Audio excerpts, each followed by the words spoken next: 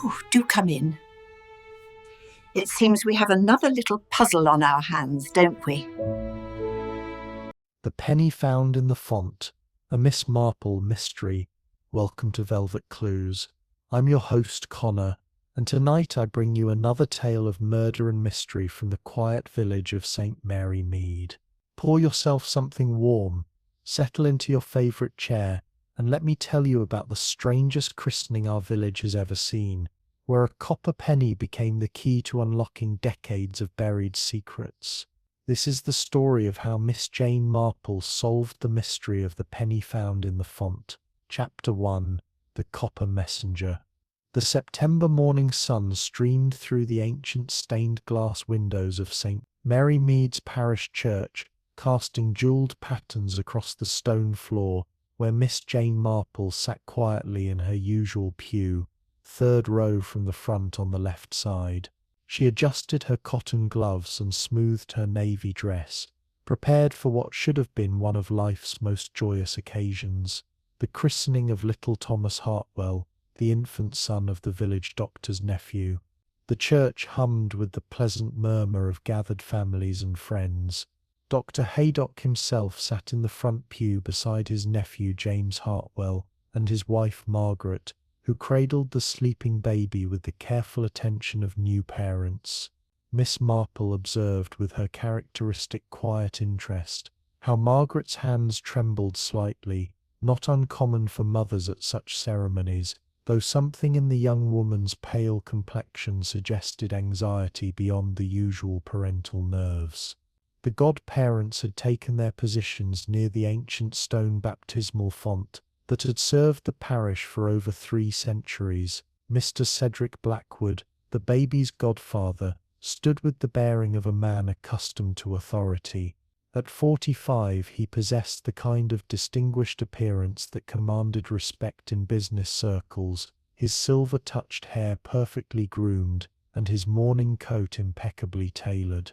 Miss Marple had heard whispers about Mr. Blackwood's recent financial troubles, though one would never have guessed it from his confident demeanour. Standing opposite him was Miss Eleanor Fairfax, the godmother, whose thin features bore the perpetual expression of someone who found the world consistently disappointing.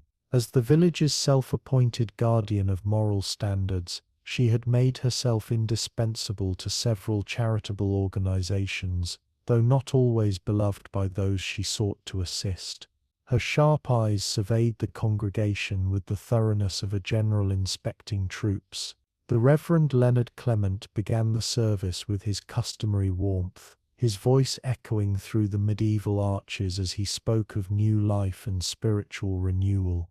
Miss Marple found herself studying the assembled guests with the unobtrusive attention that had become second nature to her over decades of village life. There was Mrs. Bantry from Gossington Hall, resplendent in purple silk despite the early hour, and Colonel Melket with his military bearing undiminished by retirement. Young Timothy Daines from the post office sat with his mother, both looking somewhat out of place among the more established families. As the service progressed toward the baptism proper, Miss Marple noticed a peculiar tension in the air.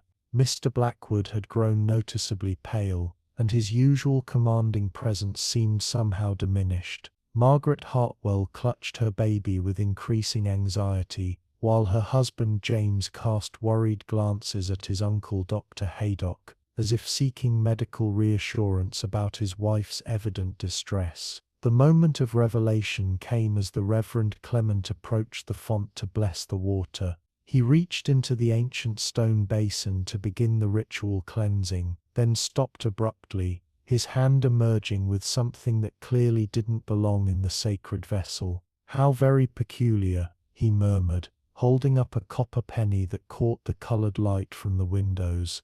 The coin appeared old and tarnished, its edges rough with age and handling.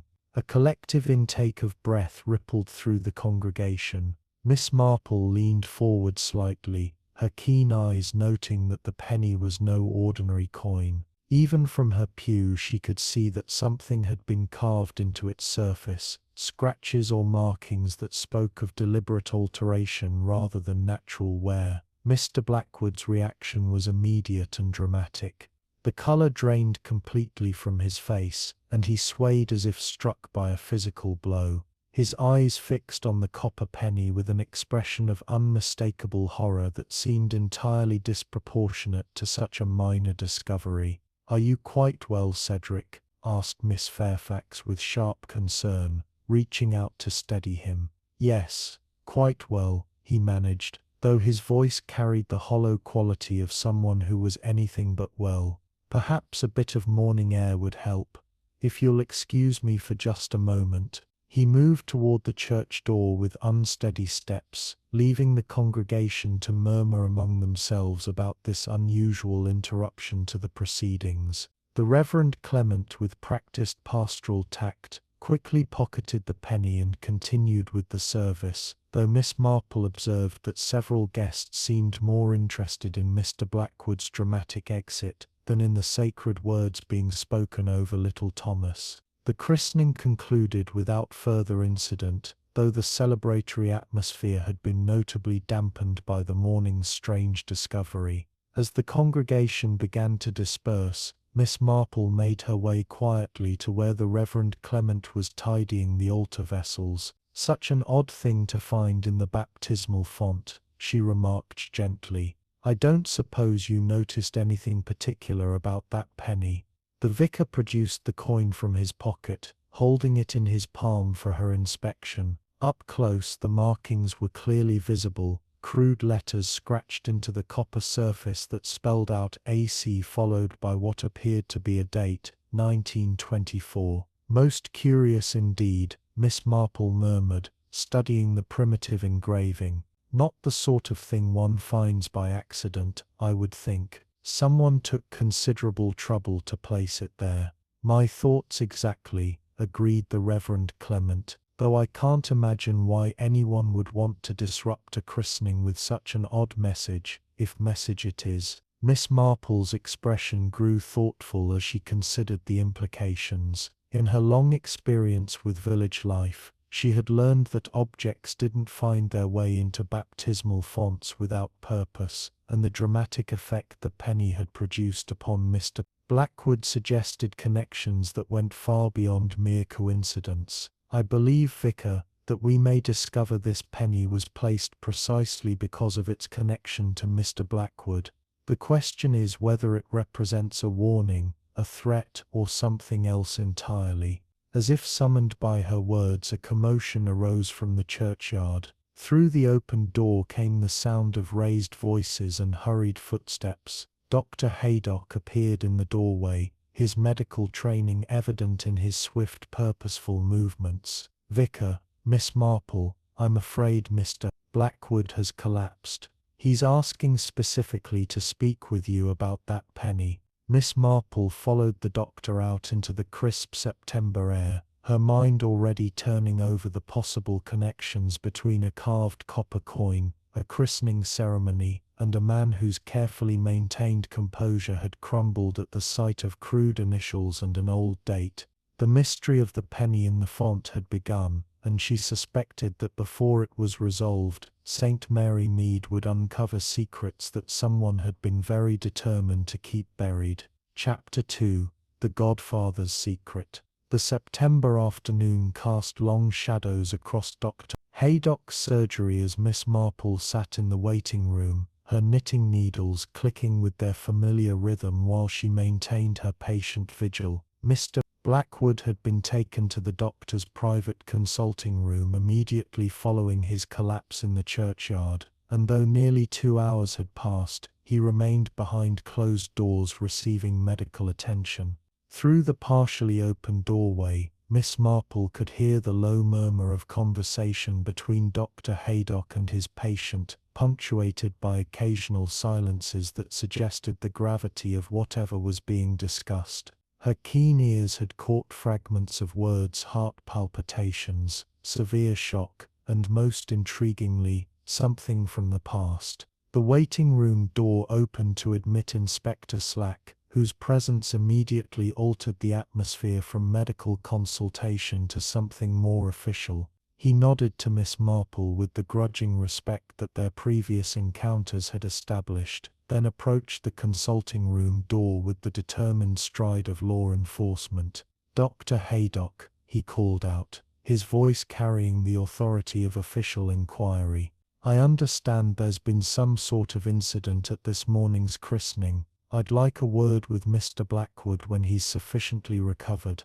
The door opened fully to reveal Dr. Haydock, his usually genial expression clouded with professional concern. Behind him, Miss Marple could see Mr. Blackwood reclining in a leather chair, his colour somewhat improved but his manner still bearing the weight of whatever shock had overwhelmed him at the church. "He's stable now," Dr. Haydock reported quietly. "Though I must say, Inspector, whatever he saw in that font produced the most severe anxiety reaction I've witnessed in 30 years of practice. His pulse was racing, blood pressure dangerously elevated, and he seemed genuinely terrified." Inspector Slack consulted his notebook with the methodical approach that characterized his investigations. "I've been hearing some rather interesting stories about this morning's events. Something about a penny being found where it shouldn't have been, and Mr. Blackwood's dramatic response to its discovery." Miss Marple set down her knitting and approached the group with the gentle manner that had proven so effective in encouraging confidences over the years. "If I might venture an observation, Inspector, the penny in question bore markings that suggested it was placed deliberately in the baptismal font. The initials AC and the date 1924 were carved into the copper, crude work, but quite intentional." Mr. Blackwood's sharp intake of breath at these words was audible, even from the consulting room doorway. Inspector Slack's professional instincts immediately sharpened at this reaction. "Mr. Blackwood," he said, moving into the consulting room proper, "I think it's time you explained exactly what that penny means to you. The Reverend Clement has given it into my custody, and I can see for myself that someone took considerable trouble to modify it." For a long moment Mr. Blackwood remained silent, his hands clasped tightly in his lap as he stared at some invisible point beyond the window. When he finally spoke, his voice carried the weight of years of carefully guarded secrets. "The initials, AC, they stand for Albert Cooper Smith. He was a friend of mine, many years ago. We were both young men then, barely out of school, working in my father's accounting firm in London." Miss Marple positioned herself where she could observe both the speaker and Inspector Slack's reactions, her experience having taught her that the most revealing details often emerged in the spaces between words. "Albert was brilliant with figures," Mr. Blackwood continued, his voice growing stronger as the confession proceeded. "Far more talented than I was, if truth be told. But he had certain weaknesses. He gambled heavily, borrowed money he couldn't repay, made promises he couldn't keep." Inspector Slack made careful notes while Dr. Haydock monitored his patient's vital signs with professional attention. The story that emerged was one of youthful folly compounded by desperate choices that had echoed through the decades. In 1924, a substantial sum went missing from one of our client accounts. Nearly £500, a fortune in those days. The investigation was thorough, and the evidence pointed clearly to Albert as the perpetrator. But there was one small problem with the case. Which was? Inspector Slack prompted when the silence stretched too long. Mr. Blackwood's hands trembled as he reached for the glass of water Dr. Haydock had provided. "Albert didn't steal that money. I did. And I allowed him to take the blame because I was too cowardly to face the consequences of my own actions." The admission hung in the air like smoke, its implications immediately apparent to everyone present. Miss Marple observed how the confession seemed to lift a visible burden from Mr. Blackwood's shoulders, even as it opened the door to decades-old questions of justice and retribution. "Albert was dismissed in disgrace," Mr. Blackwood continued. "His reputation was destroyed. His family disowned him, and his prospects for employment anywhere in the financial sector were eliminated entirely. He left London within a month of the scandal, and I never saw him again. But you prospered, Miss Marple observed gently. Your father's firm continued to thrive, and you eventually took it over, built on foundations of lies and betrayal, Mr. Blackwood replied bitterly. Every success I've achieved has been tainted by the knowledge of what I did to Albert Cooper Smith. And now, after all these years, someone knows the truth. Inspector Slack studied the penny that the vicar had given him, noting the crude but deliberate nature of the carved initials and date. You believe Albert Cooper Smith placed this penny in the font as some sort of message? It's possible, Mr. Blackwood admitted, though I had heard. That is, I believed Albert had died years ago. There was a report of his death in a newspaper, sometime in the early 30s, but perhaps what, Mr. Blackwood, perhaps I was mistaken, or perhaps someone else knows what really happened in 1924, and has chosen to use that knowledge now. Dr. Haydock checked his patient's pulse once more before addressing the group. I must insist that Mr. Blackwood not be subjected to further stress today. This revelation has taken a considerable toll on his health. As if to emphasize the doctor's point, Mr. Blackwood suddenly clutched his chest, his face contorting with pain. Dr. Haydock immediately moved to his side, checking vital signs with practiced efficiency, while Inspector Slack and Miss Marple watched with growing concern. Severe chest pains, Dr. Haydock announced grimly. I'm afraid we'll need to get him to hospital immediately. This isn't just anxiety anymore. He's showing symptoms of actual cardiac distress. The afternoon that had begun with questions about a mysterious penny had evolved into something far more serious. As the ambulance arrived to transport Mr. Blackwood to the county hospital, Miss Marple reflected on the power of buried secrets to surface at the most unexpected moments. The copper penny with its crude message had achieved precisely what someone had intended, the complete unraveling of Cedric Blackwood's carefully constructed life. But whether this represented justice delayed or something more sinister remained to be determined. Inspector Slack pocketed the penny with professional care. I'll need to investigate this Albert Cooper Smith, he announced. If he's still alive, we'll need to determine his current whereabouts and whether he had any connection to this morning's events. Miss Marple gathered her knitting with the thoughtful manner of one whose mind was already working through the various implications of what they'd learned. The mystery of the penny in the font had revealed its first secret, but she suspected that the most dangerous revelations were yet to come. Chapter 3. Echoes from 1924. The village library occupied a converted medieval building whose thick stone walls had witnessed centuries of St. Mary Mead's history, and it was here that Miss Marple found herself the following morning, surrounded by bound volumes of old newspapers and parish records that might shed light on the mysterious Albert Cooper Smith and his connection to the penny found in the font. Mrs. Larkin, the elderly librarian, had proven unexpectedly helpful in locating materials from the 1920s, her sharp memory for cataloguing systems making quick work of what might otherwise have been hours of searching through dusty archives. Such a peculiar request, Miss Marple, she observed, setting down a leather-bound volume of the Times from 1924. Most people who come looking for old records are researching family histories or property disputes. Criminal investigations are rather outside our usual scope. Miss Marple adjusted her spectacles and opened the newspaper volume to the relevant months, her patient fingers turning pages with the care due to such fragile materials. In my experience, Mrs. Larkin, the past has a way of intruding upon the present when we least expect it. That penny didn't find its way into our baptismal font by accident. The search through contemporaneous newspaper accounts proved illuminating in ways that Miss Marple hadn't anticipated.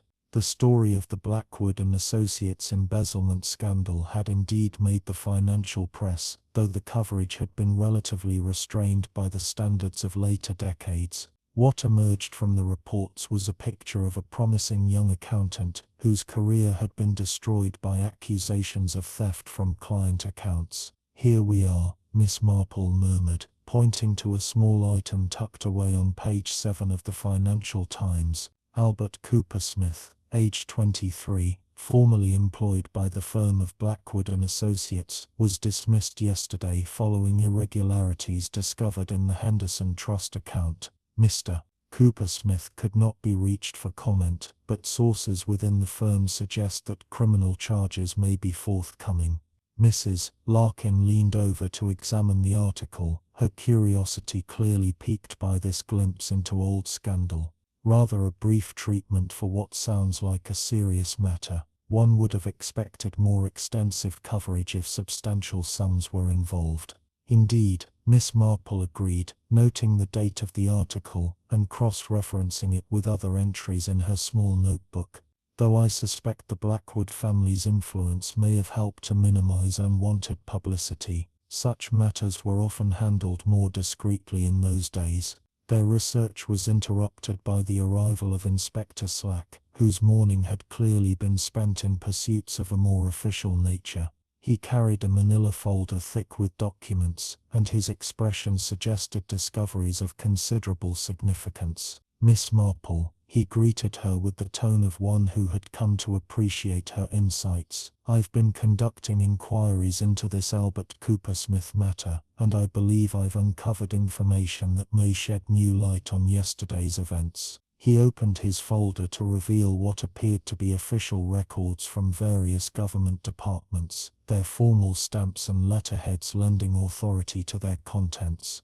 The most significant discovery is that Albert Cooper Smith didn't die in the 1930s as Mr. Blackwood believed. He emigrated to Australia in 1925, shortly after the scandal, and lived there until his death in 1962. Miss Marple absorbed this information with the careful attention she always devoted to facts that altered her understanding of a case. So whoever placed that penny in the font, it wasn't Albert Cooper Smith himself. Someone else knows the story of what happened in 1924. Precisely. But here's where it becomes more interesting. Inspector Slack produced a shipping manifest dated 1925. Cooper Smith didn't travel to Australia alone. He was accompanied by his sister, one Adelaide Cooper Smith, then aged 19. The significance of this revelation was immediately apparent to Miss Marple. A sister who had witnessed her brother's disgrace and exile would have powerful motivation to seek justice decades later, particularly if she had discovered evidence of his innocence. "Is Adelaide Cooper Smith still living?" she inquired. Inspector Slack's expression grew grave. "That's where the trail becomes rather peculiar. According to Australian records, Adelaide Cooper Smith died in Melbourne in 1949. However, there are immigration records showing someone of the same name returning to England in 1951 and taking up residence under the name Adelaide Fairfax." The connection struck Miss Marple like a physical blow. "Miss Eleanor Fairfax, the godmother at yesterday's christening. You're suggesting she might be Adelaide Cooper Smith, Albert's sister?" "I'm suggesting it's a possibility that requires investigation. The timing would be right. She appeared in St. Mary Mead around 1951, claiming to be the daughter of deceased missionary parents and inheriting a modest property that gave her a foothold in village society." Mrs. Larkin had been following this conversation with obvious fascination. "Miss Fairfax has always been rather secretive about her background. She's been involved in every charitable organization in the village, but no one really knows much about her life before she arrived here." Miss Marple reflected on her observations of Miss Fairfax during the previous day's christening ceremony. The woman's sharp attention to detail, her obvious discomfort around certain members of the congregation, and her position as godmother to the child whose ceremony had been disrupted by the penny's discovery, all these factors took on new significance in light of Inspector Slack's revelations. If Miss Fairfax is indeed Adelaide Cooper-Smith, she mused aloud, then she's spent the past 30 years establishing herself in this community, while waiting for the right moment to expose the man who destroyed her brother's life. Inspector Slack made careful notes as they discussed the implications. The question is whether placing that penny in the font was intended merely as psychological torment, or whether she had more direct plans for revenge. Their conversation was interrupted by young Timothy Daines from the post office, who burst through the library doors with the dramatic urgency of one bearing news of the utmost importance. "Miss Marple, Inspector," he called out, slightly out of breath from running. "You must come at once. There's been a terrible accident at Miss Fairfax's cottage. Dr. Haydock is there now, and he says it's most serious." The small party made their way quickly through the village streets to Adelaide Cottage, Miss Fairfax's modest Victorian home that sat behind a perfectly maintained garden. They found Dr. Haydock's motor car in the lane, and the doctor himself emerging from the front door with an expression of professional concern. "I'm afraid Miss Fairfax has suffered what appears to be a severe heart attack," he reported grimly. "She was found collapsed in her sitting room by Mrs. Briggs from next door, who had come to borrow some sugar. Most unusual, as Miss Fairfax has always been in excellent health." Miss Marple approached the cottage door, noting details that others might have overlooked. "Doctor, might I ask whether you found anything unusual about the circumstances? Any indication of what might have prompted such a sudden medical crisis?" Dr. Haydock consulted his notes with the thoroughness that characterized his practice. "She was found seated at her writing desk, as if she had been working on some sort of correspondence when the attack struck. There are papers scattered about, though nothing that immediately appears significant." Through the cottage's lace-curtained windows, Miss Marple could see into the sitting room where Miss Fairfax's personal effects lay undisturbed, except for the area around her writing desk. Even from outside she could observe that whatever the woman had been writing, it had required considerable concentration and emotional energy. The mystery of the penny in the font had claimed its first victim, though whether Miss Fairfax had succumbed to the stress of her exposed identity, or to something more sinister, remained to be determined. As the afternoon shadows lengthened across Adelaide Cottage's garden, Miss Marple reflected that the secrets of 1924 were proving to have remarkably lethal consequences in the present day. Chapter 4: The Forger's Hand. The county hospital's sterile corridors echoed with the soft footfalls of Miss Marple's sensible shoes as she made her way toward the ward where both Mr. Blackwood and Miss Fairfax lay recovering from their respective cardiac episodes. The timing of these two medical emergencies, so closely following the discovery of the penny in the font, had convinced Inspector Slack that the investigation required a more thorough examination of both patients' conditions and circumstances. Dr. Harrison, the attending physician, met them at the ward entrance with the careful manner of one who dealt daily with matters of life and death. His expression suggested that the morning's examinations had revealed information of considerable significance. "Both patients are stable but remain in serious condition," he reported, consulting his medical notes with practiced efficiency. "What's particularly interesting, however, is the nature of their cardiac episodes. Neither patient shows the typical patterns we'd expect from natural heart attacks." Inspector Slack leaned forward with sharp attention. "You're suggesting these weren't natural occurrences?" "I'm suggesting that both patients show symptoms consistent with digitalis poisoning, a plant-based toxin that can produce cardiac distress virtually indistinguishable from natural heart failure, unless one knows what to look for." Miss Marple absorbed this information with the methodical approach she brought to all significant revelations. "Foxglove," she murmured. "The digitalis plant grows wild in several cottage gardens throughout the village. Someone with botanical knowledge could easily extract the necessary compounds." Dr. Harrison nodded approvingly. "Precisely. And the dosage in both cases appears to have been calculated to cause severe distress without necessarily proving fatal, at least not immediately."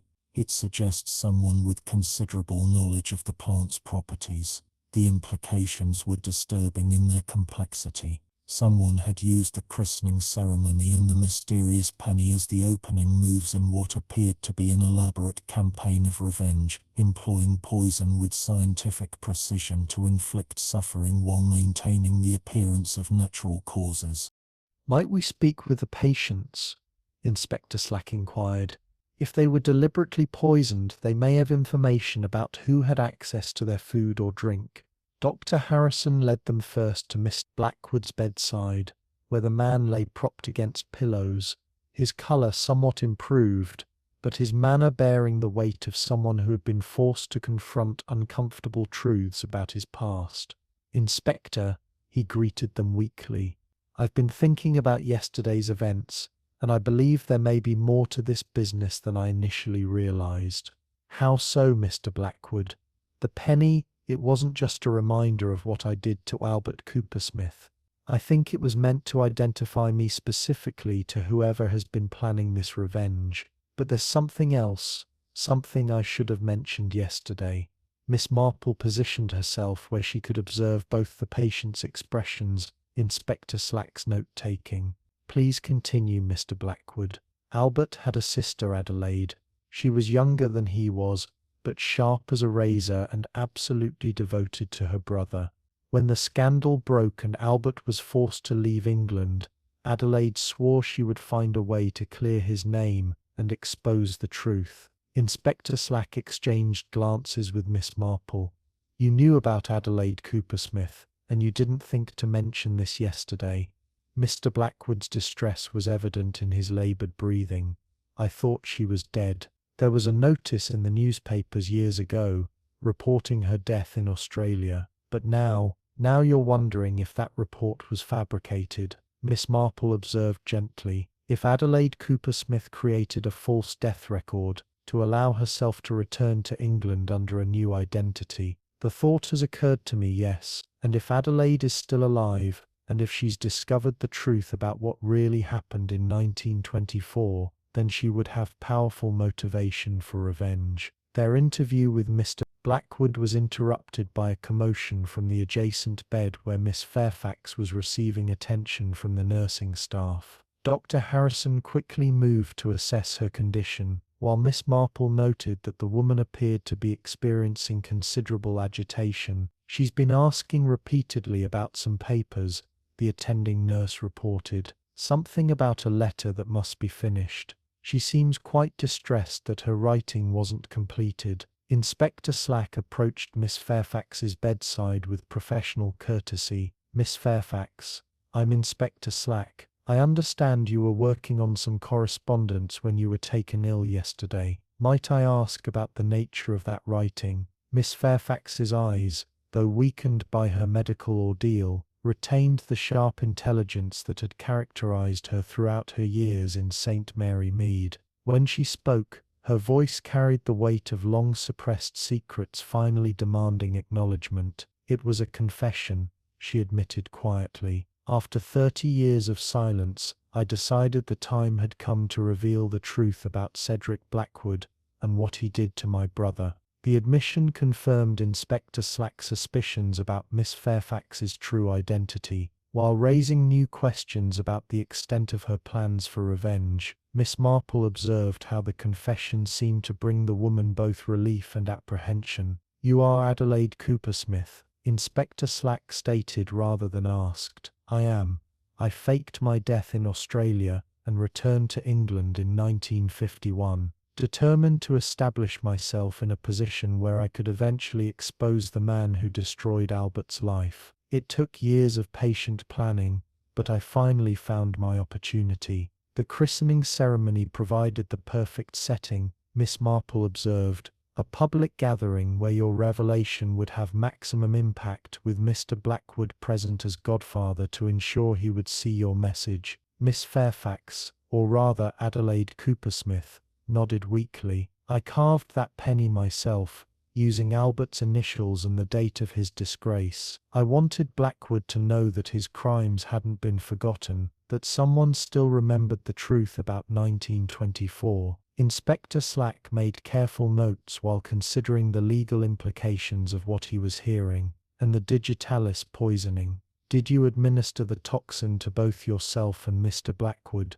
For the first time since the conversation began, Adelaide's composure faltered. Poisoning? I don't understand. I felt ill after the ceremony, but I assumed it was the stress of finally confronting Blackwood with his crimes. Dr. Harrison stepped forward with medical authority. Both you and Mr. Blackwood show clear signs of digitalis poisoning. Someone with considerable botanical knowledge administered carefully calculated doses designed to cause severe cardiac distress. Adelaide's face registered genuine shock and fear. But that's impossible. I never intended physical harm to anyone. My plan was simply to expose the truth publicly and let justice take its natural course. Miss Marple studied the woman's reaction with the careful attention she had learned to apply to such moments of revelation. The surprise appeared genuine, suggesting that Adelaide Coopersmith had indeed planned to limit her revenge to public exposure rather than physical harm. If Miss Coopersmith didn't administer the poison, she observed to Inspector Slack,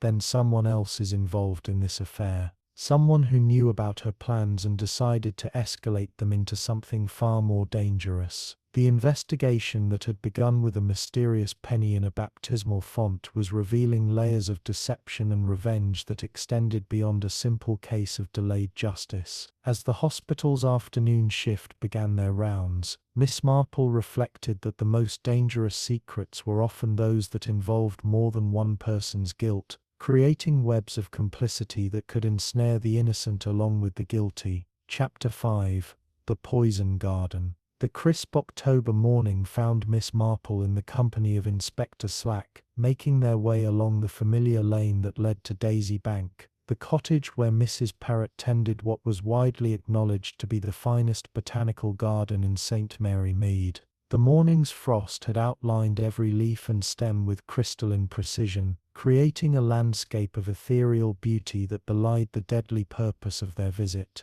Mrs. Perrott emerged from her greenhouse as they approached, her garden gloves muddy from the morning's work and her weathered face bearing the satisfied expression of one whose horticultural efforts had been blessed by favorable conditions. At 72, she possessed the spry energy that often characterized those who had spent their lives in harmony with nature's rhythms. Miss Marple, Inspector Slack, she greeted them with the courtesy that years of village life had ingrained. Such an early visit must bring serious business. I do hope nothing untoward has occurred. Inspector Slack consulted his notebook with the methodical approach that had characterized his investigation since the penny's discovery. Mrs. Perrott, we're conducting inquiries into the recent illnesses that affected Mr. Blackwood and Miss Fairfax. Dr. Harrison has determined that both individuals were poisoned with digitalis, and we understand you maintain one of the most comprehensive botanical collections in the area. Mrs. Perrott's expression shifted from welcoming courtesy to sharp concern. Digitalis poisoning, how very dreadful. Yes, I do grow foxglove in several varieties, both for their ornamental value and for their historical significance in traditional medicine. But surely you don't suspect me of poisoning anyone. Miss Marple stepped forward with the gentle manner that had proven so effective in encouraging confidences over the years. We're simply attempting to determine who might have had the knowledge and opportunity to extract digitalis compounds in sufficient quantity to cause such severe reactions. Your expertise in botanical matters is well known throughout the village. The compliment seemed to ease Mrs. Perrott's defensive posture, and she gestured toward a section of her garden where tall spikes of foxglove stood in various stages of seasonal decline. Digitalis purpurea is indeed a dangerous plant when improperly handled. The entire plant contains cardiac glycosides, but the concentration is highest in the leaves during the flowering season. Inspector Slack examined the foxglove border with professional interest. How difficult would it be for someone to extract sufficient poison to cause the symptoms we've observed? Not particularly difficult if one possessed basic knowledge of herbal preparation, Mrs. Perrott admitted reluctantly. The traditional method involves steeping the leaves in hot water to create a concentrated tincture. A few drops would be sufficient to cause severe cardiac distress, while remaining virtually undetectable unless one knew specifically what to look for. Miss Marple noted how the explanation aligned perfectly with Dr. Harrison's assessment of the poisoning symptoms. Mrs. Perrott, have you had any visitors recently who showed particular interest in your foxglove plants? Anyone who asked detailed questions about their properties or cultivation? Mrs. Perrott considered this question carefully, her expression suggesting the recovery of significant memories. Now that you mention it, Miss Fairfax has been quite interested in my medicinal herb collection over the past several months. She claimed to be researching traditional remedies for a book she was writing about village history.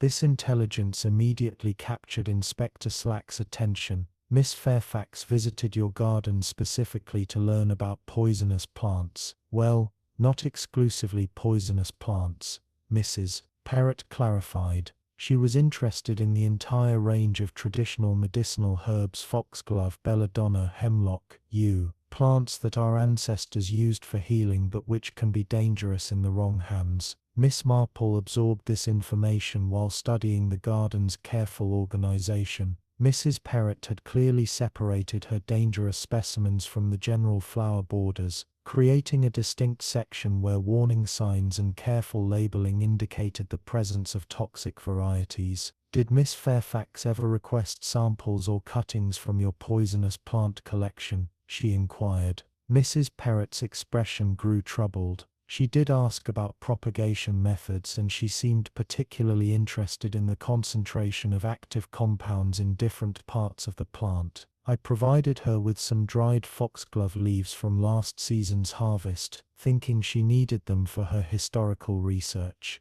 The significance of this revelation was immediately apparent to both investigators. Miss Fairfax, Adelaide Cooper-Smith, had indeed obtained access to digitalis in sufficient quantity to poison both herself and Mr. Blackwood, though her apparent surprise at learning of the poisoning suggested a more complex situation than simple revenge. Mrs. Perrott, Inspector Slack continued, besides Miss Fairfax, has anyone else shown interest in your poisonous plant collection recently? The elderly botanist considered this question with obvious care, her weathered hands unconsciously brushing soil from her gardening apron as she searched her memory for relevant details. There was one other visitor who asked rather pointed questions about plant toxins, she admitted reluctantly. Young Dr. Hartwell came by about a month ago, claiming to be interested in traditional medical applications for modern practice. Miss Marple felt a familiar chill of recognition at this revelation. Dr. James Hartwell, whose infant son's christening had been disrupted by the penny's discovery, had also been acquiring knowledge about deadly plant compounds. Dr. Hartwell asked specifically about digitalis, she inquired. Among others, yes. He was quite knowledgeable already about cardiac glycosides and their medical applications. I assumed his interest was purely professional given his medical training. Inspector Slack made careful notes while considering the implications of this new information. Did Dr. Hartwell request any samples or detailed preparation instructions? Mrs. Perrott nodded slowly. He took several reference books from my library, including a comprehensive guide to medicinal plant preparation that contained specific dosage information for various compounds. He claimed he was researching historical treatments for heart conditions. The investigation was revealing a disturbing pattern of multiple individuals acquiring knowledge and materials necessary for digitalis poisoning in the weeks leading up to the christening ceremony. Miss Marple reflected on the complex web of relationships that was emerging around the mysterious penny and its consequences. Their conversation was interrupted by the arrival of Dr. Haydock's motor car, driven with the urgency that typically accompanied medical emergencies. The elderly physician emerged from the vehicle with obvious haste, his expression bearing the gravity of someone who carried distressing news. Miss Marple, Inspector Slack, he called out as he approached. I'm afraid there's been another development in this business. Mr. Blackwood has taken a turn for the worse during the night, and Dr. Harrison believes someone may have administered an additional dose of poison. The news struck the small group with the force of physical impact. If someone had indeed managed to poison Mr. Blackwood while he lay under medical supervision in the county hospital, it suggested a level of determination and access that went far beyond casual revenge. How is that possible? Inspector Slack demanded. The hospital maintains strict security protocols, and Miss Blackwood has been under constant observation. Dr. Haydock's expression was grim with professional concern. That's precisely what makes this so disturbing. Someone with medical knowledge and authorized access to the ward would have been necessary to administer additional poison without detection. Miss Marple absorbed this information while considering its implications for their understanding of the case. The list of individuals with both motive and medical access was limited, but it included at least one person whose involvement would fundamentally alter the nature of their investigation. Dr. Haydock, she said carefully. I believe we need to examine Dr. Hartwell's recent activities very closely. His acquisition of botanical knowledge combined with his medical credentials and family connection to the christening ceremony places him in a unique position to have orchestrated these events. The elderly physician looked startled by this suggestion. James Hartwell, but he's my own nephew, Miss Marple. Surely you can't suspect him of attempted murder. I suspect, she replied gently. That family connections often provide both the strongest motives and the best opportunities for such crimes. If Dr. Hartwell discovered some connection between Mr. Blackwood and his family's past, he might have felt justified in taking extreme measures. Inspector Slack was already preparing to depart for the hospital. We'll need to question Dr.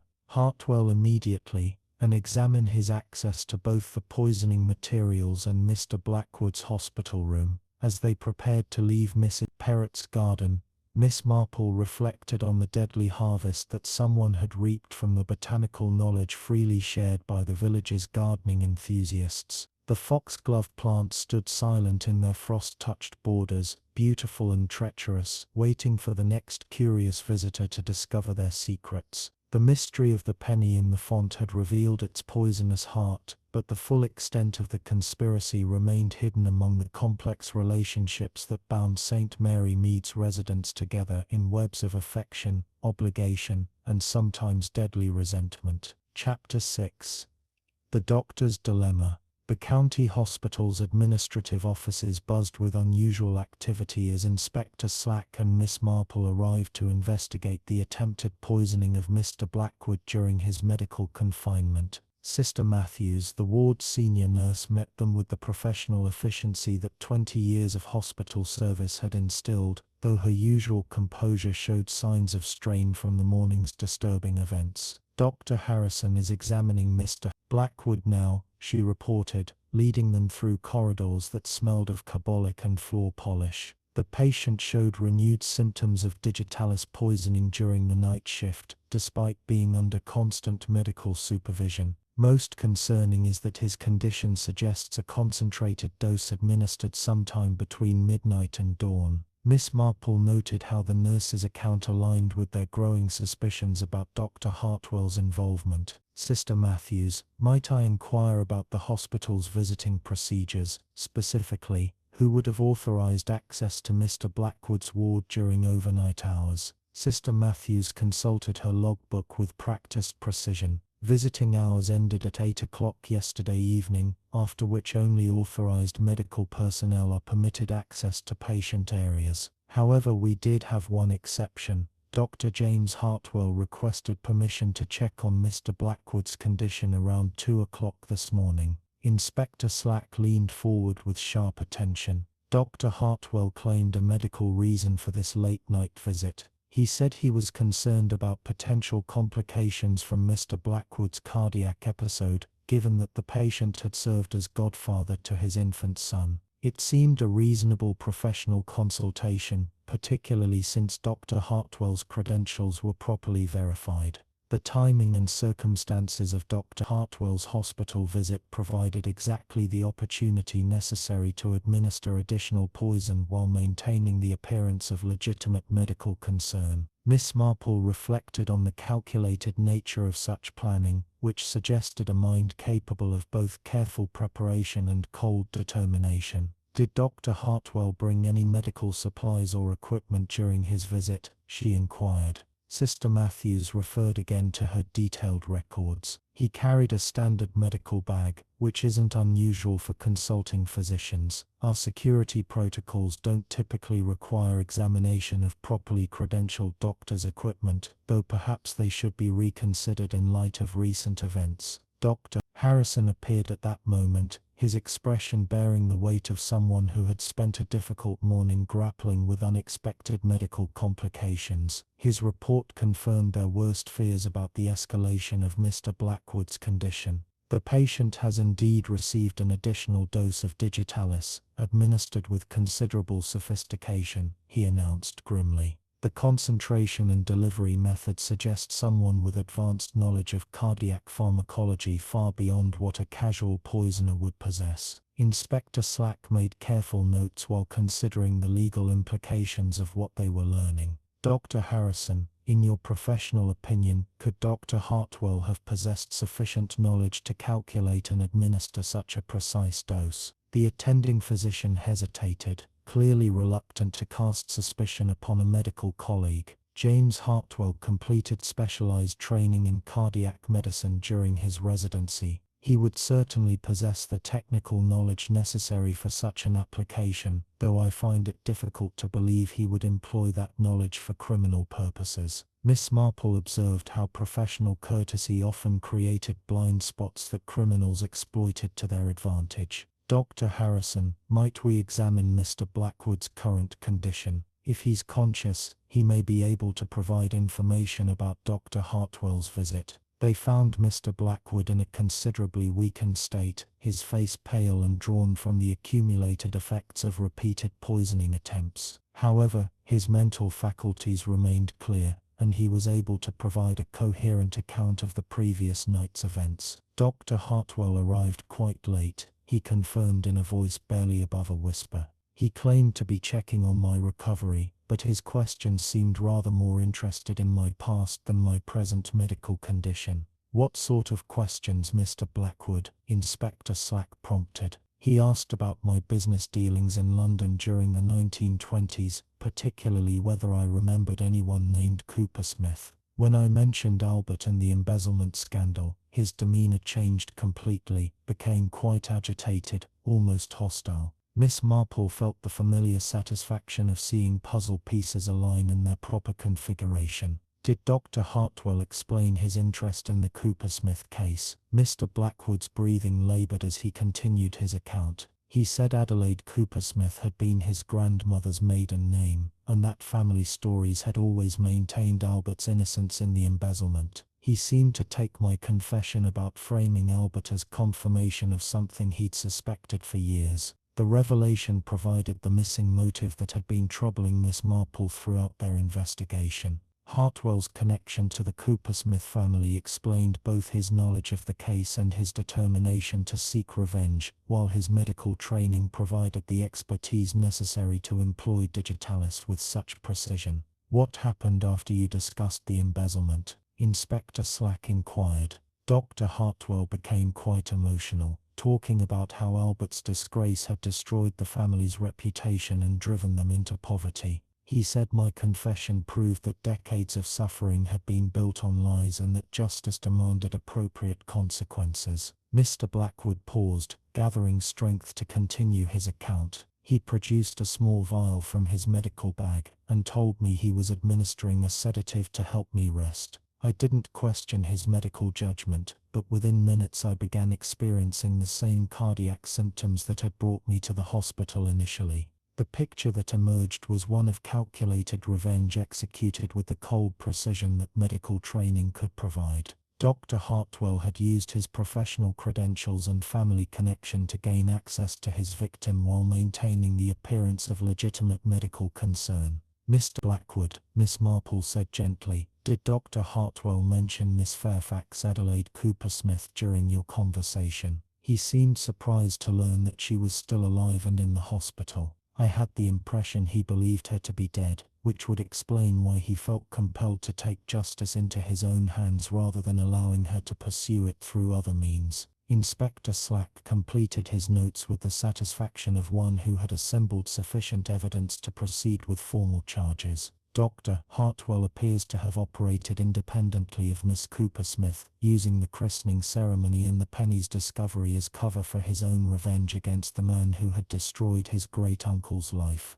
As they prepared to leave the hospital, Miss Marple reflected on the tragic irony of Dr. Hartwell's situation. His desire to honor his family's memory by exposing decades-old injustice had led him to commit crimes that would destroy his own career and family, perpetuating the cycle of suffering that Albert Cooper Smith's false accusation had initiated. The mystery of the penny in the font had revealed its deepest secret, not merely the identity of a long-ago embezzler, but the power of inherited grievance to corrupt even those dedicated to healing and preserving life. The investigation's final phase would require confronting Dr. Hartwell with the evidence of his crimes and determining how justice might be served without creating yet another generation of victims. Chapter 7. The family tree bears bitter fruit. The afternoon sun cast long shadows across the Hartwells' modest cottage as Miss Marple and Inspector Slack approached the front garden, where Margaret Hartwell tended to her late-season roses with the mechanical attention of someone whose thoughts were clearly elsewhere. The young mother looked up from her pruning with obvious apprehension as she recognized the official nature of their visit. Inspector Slack, Miss Marple, she greeted them with forced courtesy. I suppose you've come about James and his difficulties, Doctor. Haydock telephoned this morning to warn me that questions might be asked about recent events. Miss Marple observed how Margaret Hartwell's hands trembled slightly as she set down her gardening shears, and noted the dark circles under her eyes that suggested sleepless nights spent grappling with unwelcome revelations about her husband's activities. Mrs. Hartwell, Inspector Slack began with professional gentleness, we need to speak with your husband about his visits to both Mrs. Perrott's garden and the county hospital. I understand he may be at home today. Margaret's composure cracked visibly at this inquiry. He's inside with the baby trying to come to terms with what he's done. James is a good man, Inspector, but learning about his family's connection to that dreadful business in 1924 has affected him terribly.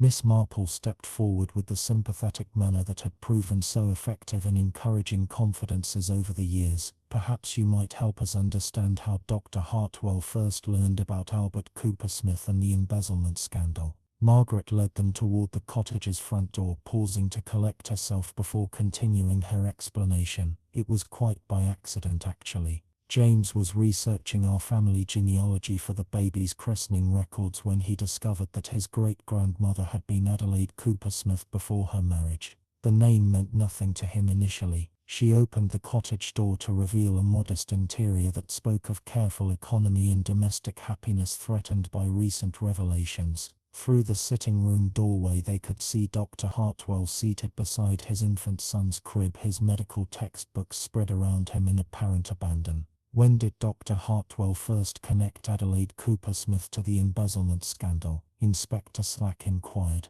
3 months ago, Margaret replied quietly. He was examining old family papers that had belonged to his great-grandmother when he found letters from Albert Cooper Smith describing his disgrace and exile. The letters made it clear that Albert maintained his innocence, claiming he'd been framed by someone within the accounting firm. Miss Marple absorbed this information while observing Dr. Hartwell through the doorway. The young physician appeared to be struggling with profound internal conflict, his medical training warring with the desire for family justice that had driven him to such extreme measures. Mrs. Hartwell, she said gently, did your husband share these discoveries with you when he first made them? He was obsessed with them.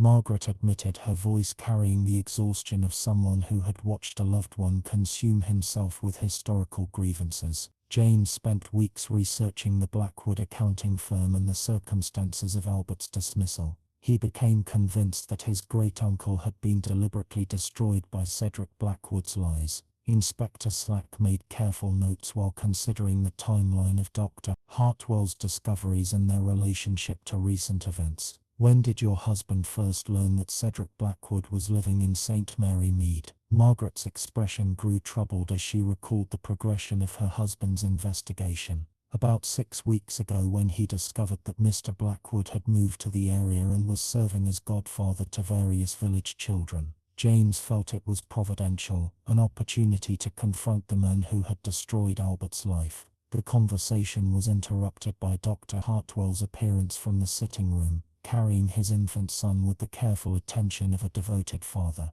However, his face bore the haggard appearance of someone who had been wrestling with guilt and justification in equal measure. "Inspector Slack," he said quietly, "I've been expecting your visit. I suppose the hospital staff reported my unauthorized access to Mr. Blackwood's room." Inspector Slack regarded the young physician with the professional courtesy due to someone who had not yet been formally charged with a crime. "Dr. Hartwell, I must caution you that anything you say may be used in evidence against you. You have the right to remain silent and to consult with legal counsel." Dr. Hartwell transferred his baby to Margaret's arms with tender care before addressing the investigators directly. "I understand my rights, Inspector, but I believe the time for silence has passed. What I did to Blackwood was wrong in the eyes of the law, but it was just in the eyes of history." Miss Marple observed how the young man's medical training had provided him with both the means and the moral rationalization for his crimes. "Dr. Hartwell, might I ask about your acquisition of digitalis compounds? We understand you visited Mrs. Perrott's garden to research poisonous plants." "I did," he confirmed without hesitation. "My medical background allowed me to calculate precise dosages that would cause severe distress without necessarily proving fatal. I wanted Blackwood to experience the kind of suffering that Albert Coopersmith had endured, but I didn't initially intend to kill him." Inspector Slack leaned forward with sharp attention. "Initially? Does that mean your intentions changed over time?" Dr. Hartwell's expression grew troubled as he considered how to explain the evolution of his criminal plan.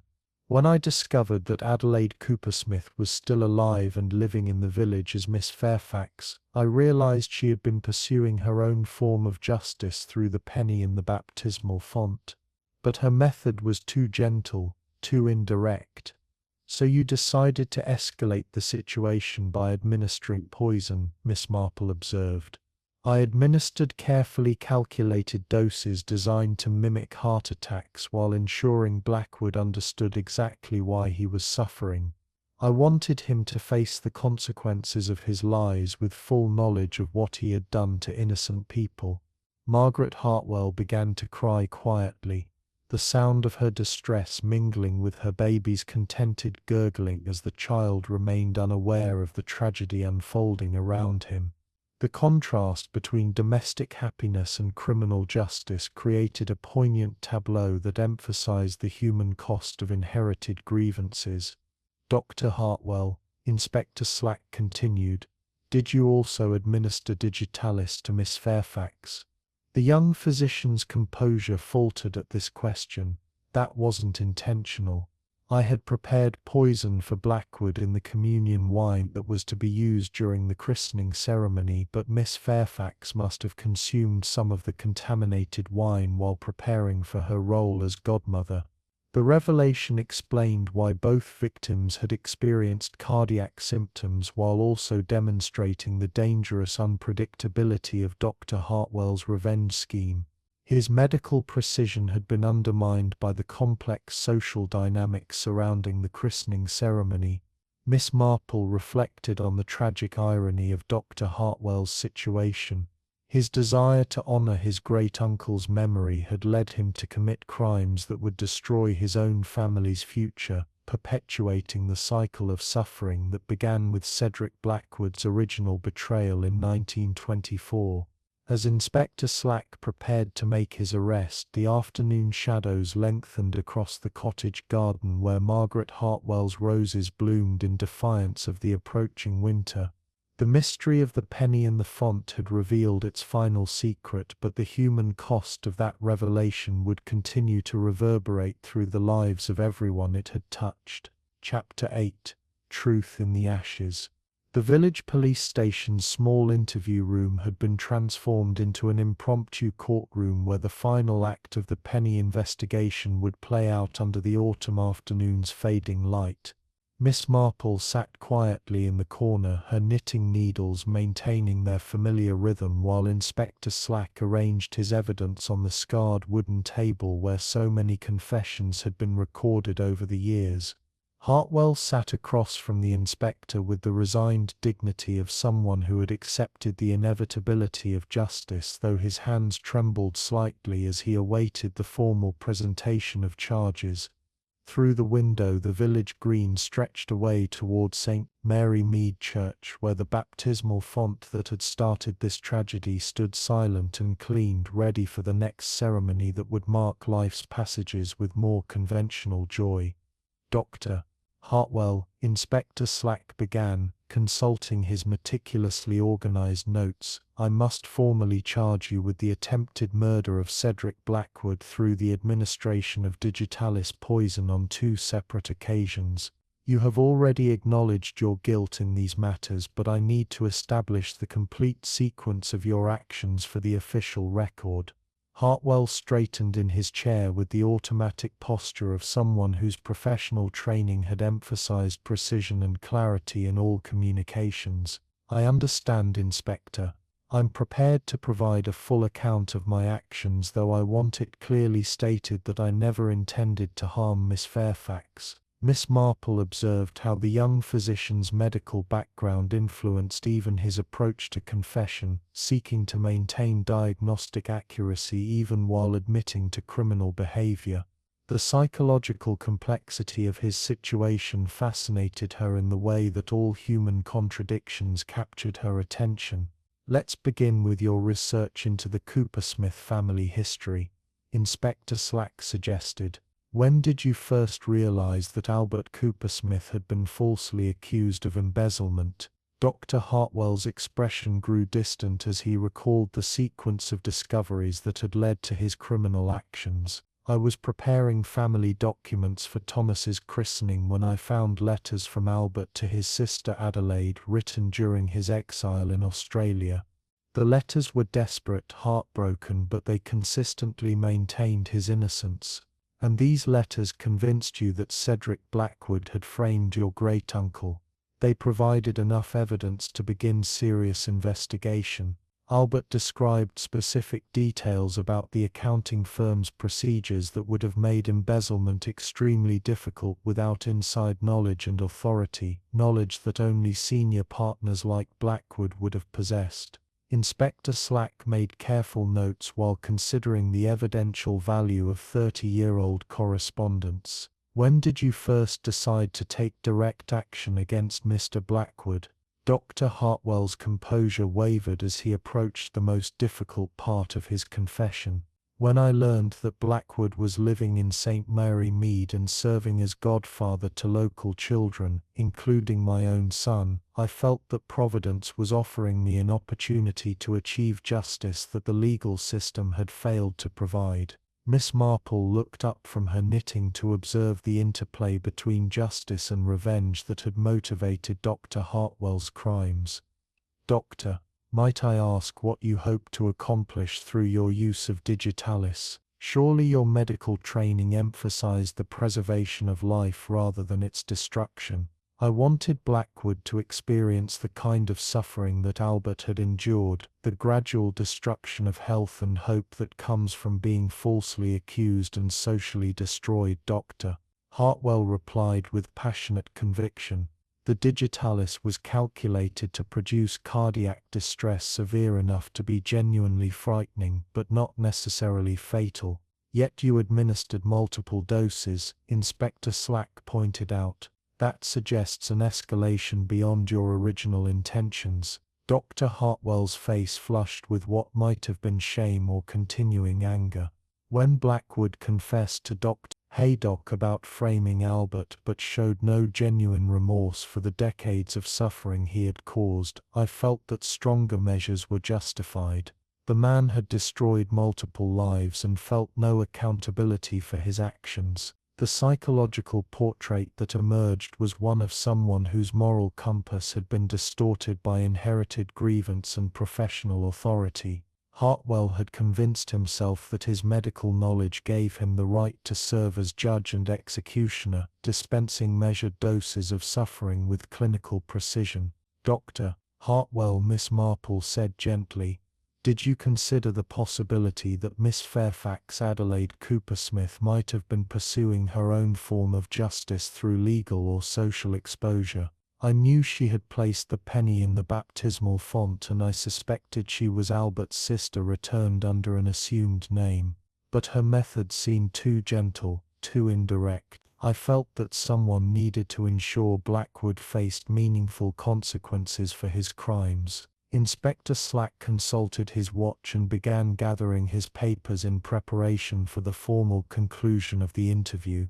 "Dr. Hartwell, do you have anything else you wish to add to your confession before I complete the charges?" The young physician was quiet for several moments, his gaze fixed on some point beyond the interview room's windows where his normal life had existed before historical grievances had transformed him into a criminal.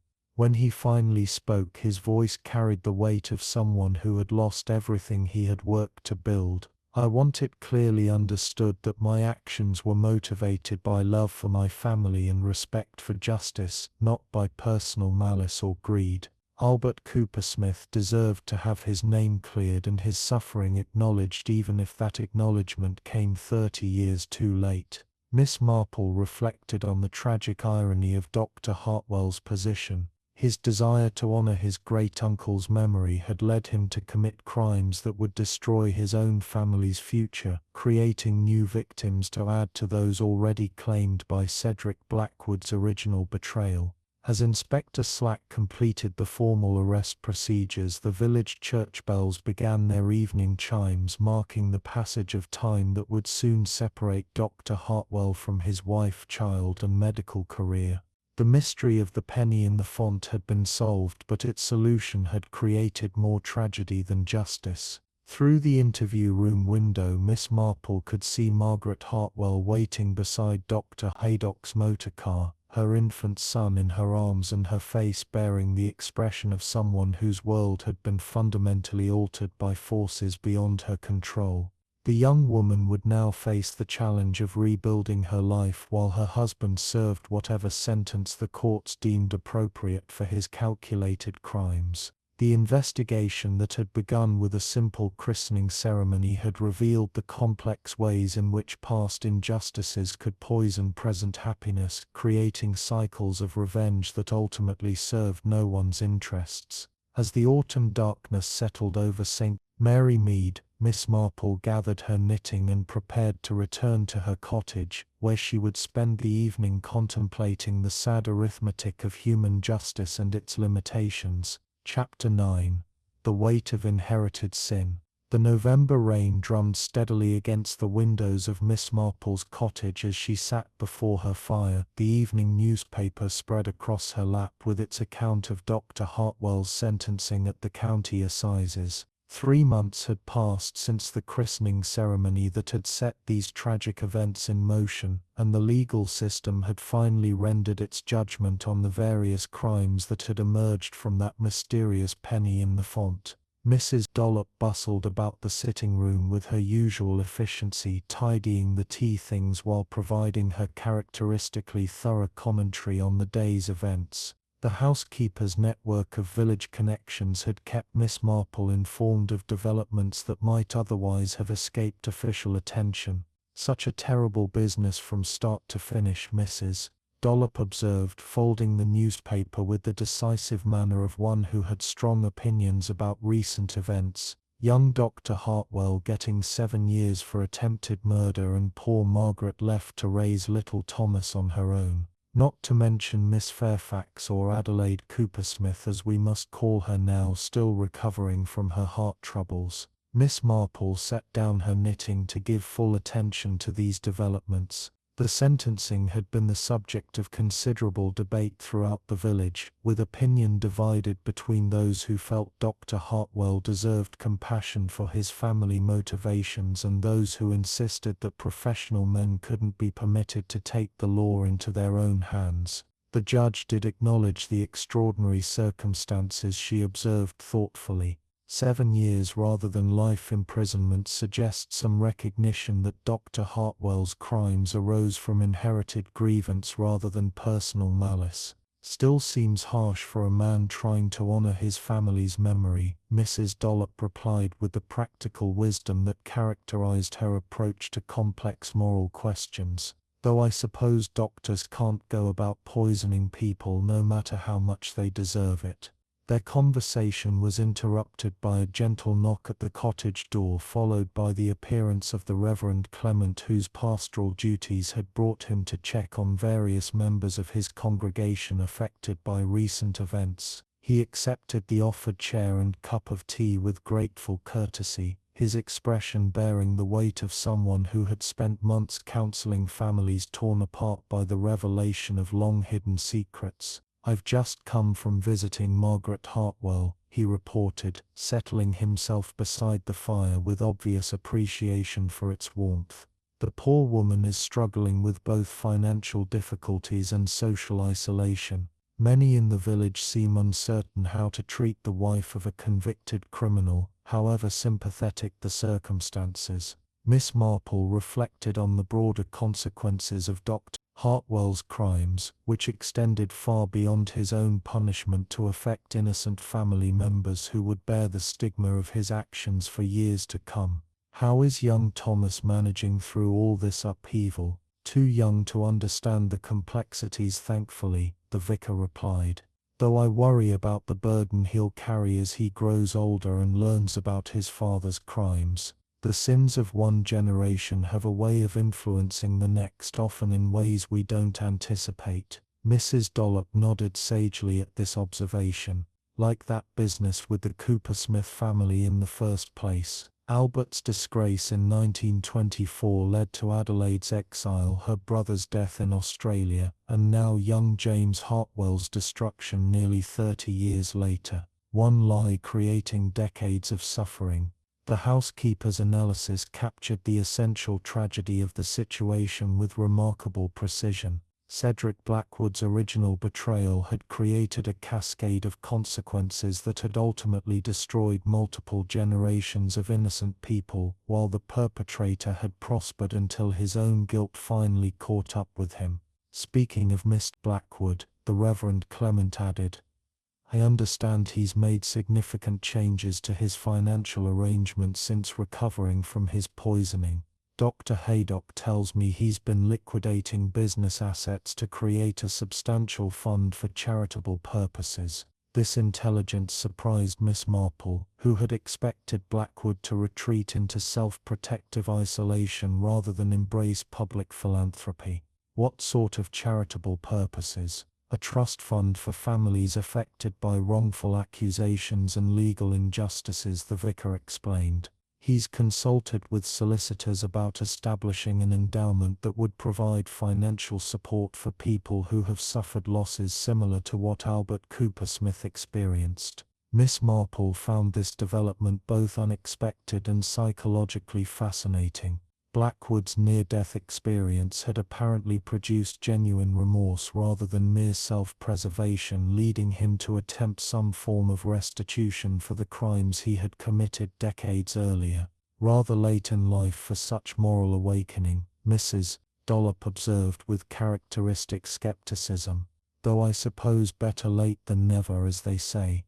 The conversation was interrupted by another visitor, as Adelaide Cooper-Smith, still known to most of the village as Miss Fairfax, appeared at the cottage door with the tentative manner of someone unsure of her welcome.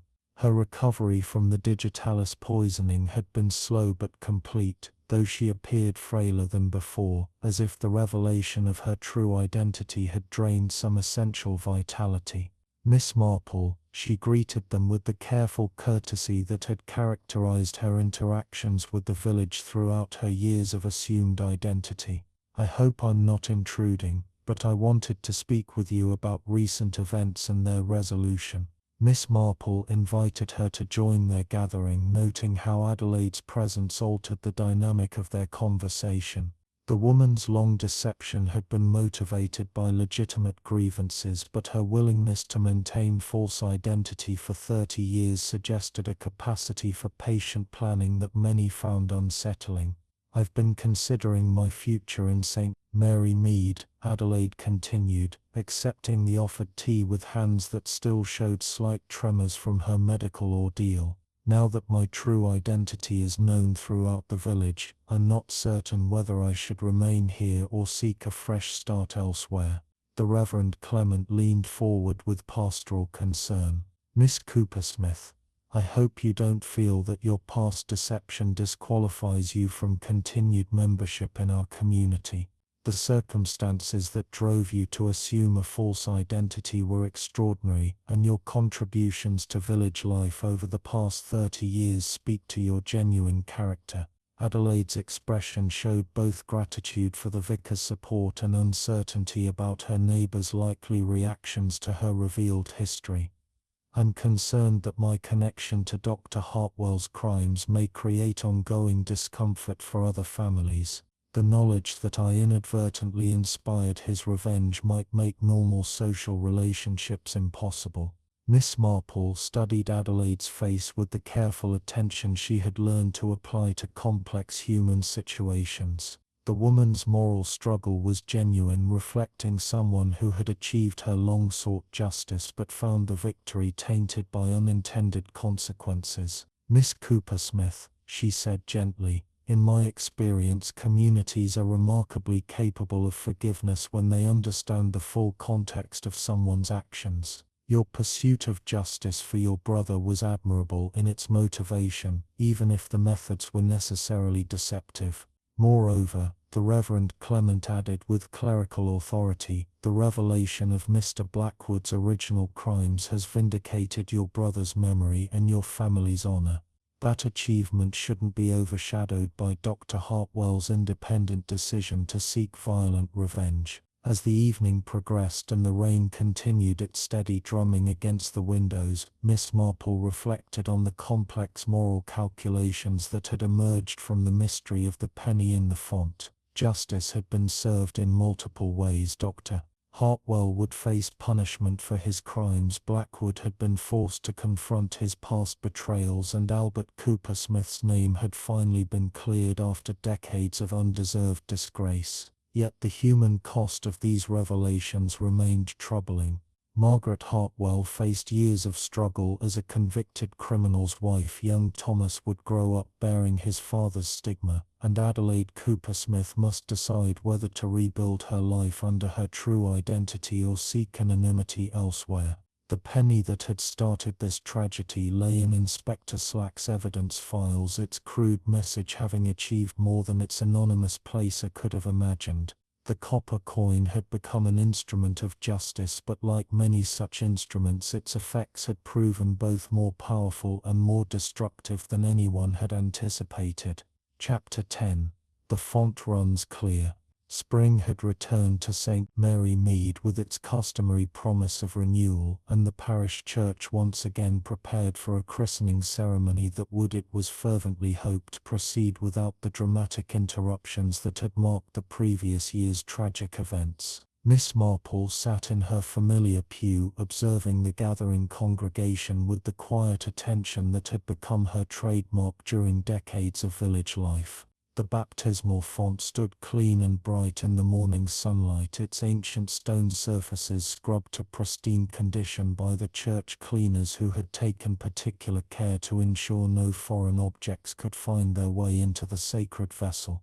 The Reverend Clement had implemented new protocols requiring the font to be checked immediately before each ceremony, a practical precaution born from bitter experience. Today's celebration centered around the infant daughter of the Williamses, newcomers to the village who had arrived 6 months earlier with no knowledge of the tragic events that had scarred the previous year's christening.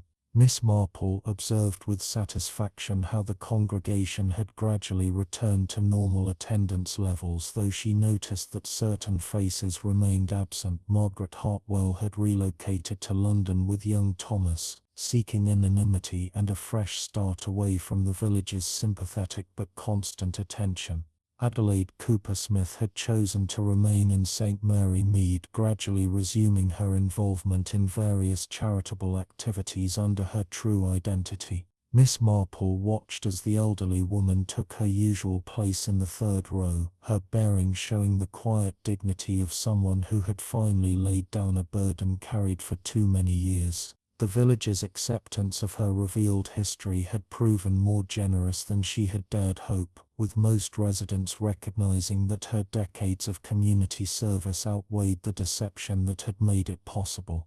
Mr. Cedric Blackwood was conspicuous by his absence from the ceremony. His health had remained fragile since the poisoning incidents, but more significantly his psychological state had been profoundly altered by his brush with death and the forced confrontation with his past crimes. The charitable trust he had established was now operational, providing financial assistance to families affected by wrongful accusations and legal injustices, though he personally avoided public appearances that might remind him of his decades-long deception. As the service began with the familiar rhythms of Anglican liturgy, Miss Marple reflected on the curious mathematics of justice that had emerged from the previous year's events. Dr. Hartwell served his sentence in Pentonville Prison, where he had reportedly become involved in providing medical assistance to fellow inmates while coming to terms with the destructive consequences of his inherited grievances. His wife's letters, read aloud during Adelaide's weekly visits to church, suggested he was gradually finding peace through service to others, though the cost of his moral awakening remained painfully high. The Reverend Clement approached the baptismal font with obvious care, his examination of its contents thorough but discreet. Finding nothing more threatening than holy water and rose petals, he proceeded with the ancient ceremony that had marked spiritual beginnings for countless generations of English children. "What name do you give your child?" he asked, his voice carrying clearly through the nave. "Emily Rose Williams," replied the proud father, his unfamiliarity with village traditions evident in his nervous attention to the printed service order. Miss Marple watched as the infant was lifted over the stone font that had contained such different messages a year earlier. The water that blessed Emily Rose was clear and pure, unmarked by the copper messenger that had precipitated so much tragedy. Yet she reflected that the lessons learned from that mysterious penny retained their value. Truth had a way of surfacing eventually, regardless of how deeply it was buried, and justice often came at costs that exceeded its benefits. Dr. Haydock sat near the front of the church, his medical bag as always within reach, though today it contained only the ordinary supplies of his profession rather than the cardiac medications that had been so urgently needed during the previous year's crisis. He had aged visibly since his nephew's imprisonment, the burden of family shame combining with professional disappointment to leave permanent marks upon his previously cheerful countenance. As the ceremony concluded and the congregation began to disperse into the spring sunshine, Miss Marple made her way toward the baptismal font for a moment of private reflection. The ancient stone vessel had witnessed centuries of spiritual beginnings, but none had been quite so dramatic as the christening that had been interrupted by a penny bearing the crude initials AC and the fateful date 1924. "A penny for your thoughts, Miss Marple," said a familiar voice behind her. She turned to find Inspector Slack, now retired from active duty but maintaining his interest in the cases that had defined his career. His expression showed the satisfaction of a man who had seen justice served, though not without considerable human cost. "I was thinking about the nature of inherited guilt," she replied, adjusting her gloves as they walked toward the church door. How the sins of one generation create obligations for the next, often in ways that serve no constructive purpose. Inspector Slack nodded thoughtfully. Young Thomas Hartwell will grow up knowing his father was imprisoned for attempted murder, while Emily Rose Williams will know nothing of the tragedy that preceded her own christening by barely a year. The accidents of timing that shape our lives are remarkable. They emerged into the churchyard where spring flowers bloomed around weathered headstones, their bright colors providing cheerful contrast to the memorials of lives long past. Miss Marple paused beside a modest stone marking the grave of someone who had died in 1924, noting how that particular year seemed to echo through so many stories of loss and betrayal. "Inspector," she said as they prepared to part ways, "do you ever wonder whether justice was truly served in the Hartwell case?" "Dr. Hartwell is imprisoned for trying to right historical wrongs while Blackwood escapes legal punishment despite decades of living on the proceeds of his original crime." Inspector Slack considered this question with the deliberation that had characterized his approach to complex moral issues throughout his career. "I've learned that human justice is rarely perfect, Miss Marple. We punish the crimes we can prove within the legal framework we possess, not necessarily the crimes that cause the greatest suffering over time." As they walked through the village green where daffodils pushed through the soft earth and cherry trees displayed their spring blossoms, Miss Marple reflected that the mystery of the penny in the font had taught valuable lessons about the persistent power of buried secrets and the dangerous allure of inherited revenge. The copper coin that had started it all remained in the police evidence files, its crude message having achieved more than its creator could have imagined. The story would become part of St. Mary Mead's local folklore, joining the collection of village mysteries that each generation would reinterpret according to its own understanding of justice, mercy, and the complex relationships between past and present.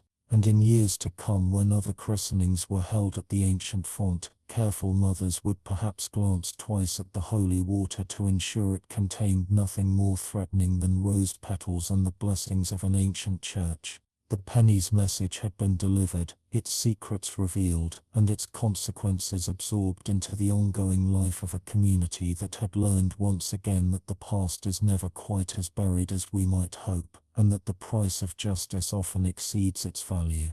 But spring continued to return to St. Mary Mead, children continued to be christened in the same font where it all began, and life maintained its stubborn determination to flourish despite the shadows cast by human failure and the long reach of historical grievance. As Miss Marple reached her cottage gate, she reflected that Connor would undoubtedly find this tale worthy of preservation, another chapter in the quiet chronicles of Velvet Clues where ordinary villages concealed extraordinary secrets, and where justice, however delayed and imperfect, eventually found its way to the surface like coins thrown into a wishing well, carrying messages that demanded to be read regardless of how much time had passed since they were first written.